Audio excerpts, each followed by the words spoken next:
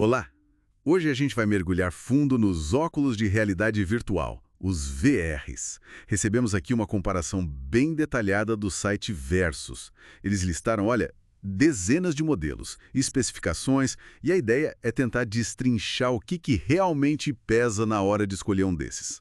Vamos nessa? A quantidade de marcas é impressionante. Meta, HTC, Apple, Sony, Pico, Valve. Nossa, a lista é longa. A fonte lá detalha vários critérios importantes: design, display, performance Exato. e até tipo de tela. É muita coisa. Por onde a gente começa a desembolar isso? Olha, o display acho que é o ponto central para a imersão, né? Primeiro, a resolução. Quanto maior, claro, mais nítida a imagem. A gente vê uns extremos aí, tipo o Pimax Crystal com quase 6K de resolução. Uau, 6K.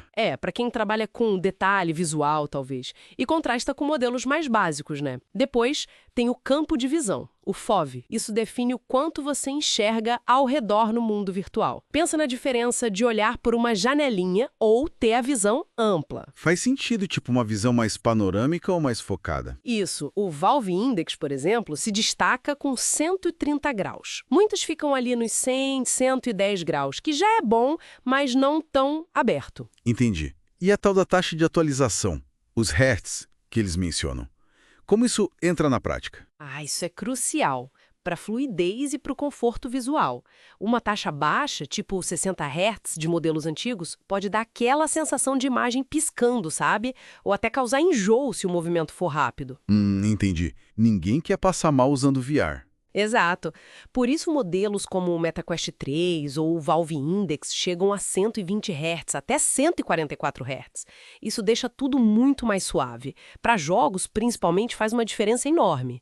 E ainda tem o tipo de tela, né? OLED, AMOLED, que mexem no contraste, nas cores. Mas esses três, resolução, FOV e taxa de atualização, são tipo um tripé da experiência visual. Legal, peguei o tripé.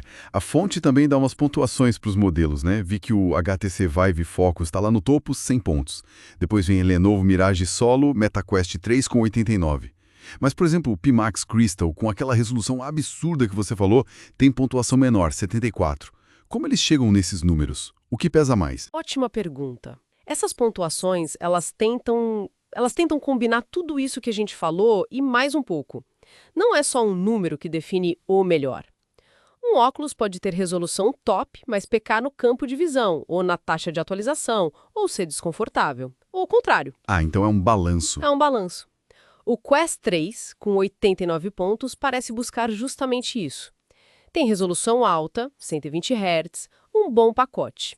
Já o Valve Index, que tem menos pontos, 65, ele sacrifica um pouco a resolução, mas entrega aquele campo de visão maior e taxa de atualização de 144 Hz. Entendi.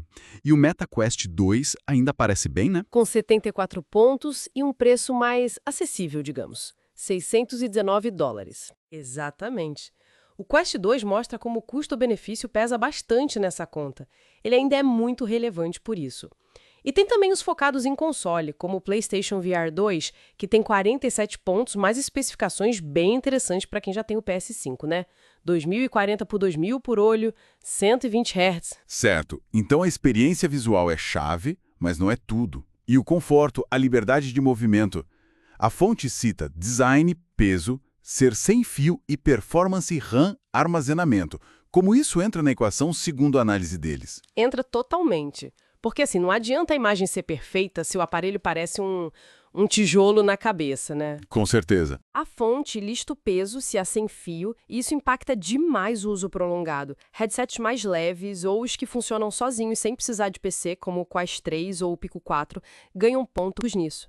E a performance interna, RAM e armazenamento, define se o óculos precisa de um PC superpotente ligado nele ou se ele roda as coisas sozinho. Os standalone versus os PC VR. Isso. O que divide bem o mercado. Tem a galera que quer a performance máxima e está disposta a investir num PC bom, e tem quem prefira a conveniência de ligar e usar. E isso leva direto para a questão do preço, né?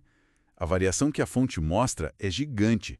Vai do Quest 2, mais em conta, até Pimax Crystal, MetaQuest Pro, que custam bem mais caro. Exatamente. E aí a escolha ideal, como a própria comparação sugere, depende muito do uso e do bolso de cada um, né? Se a pessoa quer jogar games de ação por horas, talvez o conforto e a taxa de atualização alta para não dar enjoo sejam mais importantes que ter a resolução máxima do mercado. Faz sentido. Já para quem vai usar para trabalho, tipo design, simulação, talvez a nitidez absurda de um Pimax justifique o investimento maior. E outros recursos que eles listam, como o rastreamento de posição no ambiente, os controles por gestos, tudo isso diferencia a experiência também, vai além do display. Então, resumindo essa análise toda, o que a gente tira disso? Fica bem claro que não tem um óculos IVR campeão único para todo mundo. O mercado está bem segmentado, né? Como a fonte mostra. Tem os autônomos mais acessíveis, tem os de altíssima performance para quem topa conectar no PC. E tem as opções para consoles. A escolha final é sempre um quebra-cabeça. Tem que juntar as peças, especificações, conforto, o ecossistema de aplicativos e, claro, o preço. Exato. E se a gente pensar um pouco além? A tecnologia está andando muito rápido, né? O que hoje é top de linha, amanhã pode ser o básico. Essa variedade toda sugere que a VR tá se espalhando, buscando nichos diferentes, necessidades diferentes. É verdade. Além do entretenimento, né? Sim, muito além. Aplicações profissionais, educação, socialização. O que deixa uma provocação final interessante, eu acho. Para além dessa comparação técnica de hoje, como que a evolução desses aparelhos pode mudar a forma como a gente interage com o digital e até com o mundo físico mesmo? Que portas novas essa imersão cada vez mais real e talvez mais acessível pode abrir para a gente no futuro? Fica aí a reflexão.